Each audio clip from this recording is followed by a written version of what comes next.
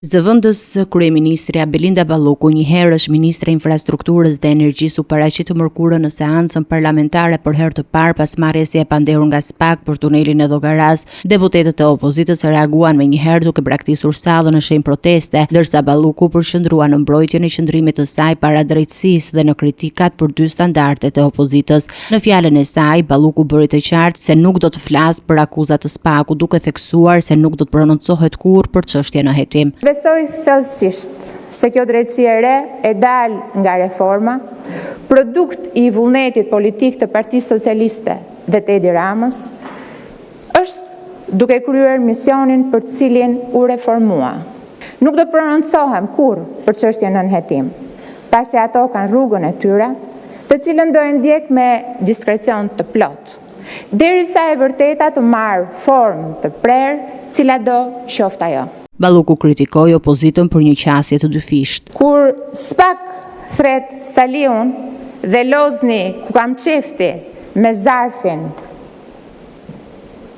i cili është zarfi që pret 15 vite populli shqiptar për drejtësi, për një vrasje shtetërore në 21 janar, atëherë SPAK-u ndikohet nga Edi Rama.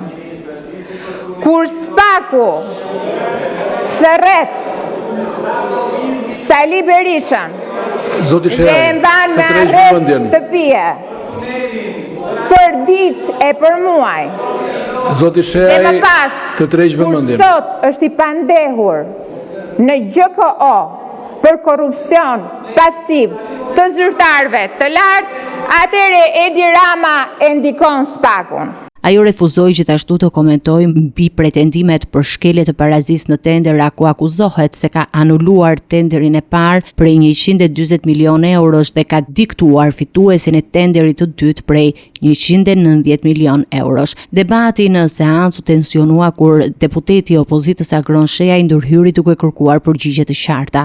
O Agron, nuk bëhet politika me selfie, Agron, nuk e bëhet me selfie. Largoni dhe lini sallën. Jeni të preaftuar nga seanca. Nuk bëhet me selfie. Zoti Shehaj, ju lutem lini sallën. Pronar i call centerave. Kaq do ngelesh. Nuk do bësh dot politikan. Do jesh një pronar i vogël i call centerave që nuk paguan sigurimet shoqërore dhe i mban ata dje me vajza me rrogë më pak se minimalja.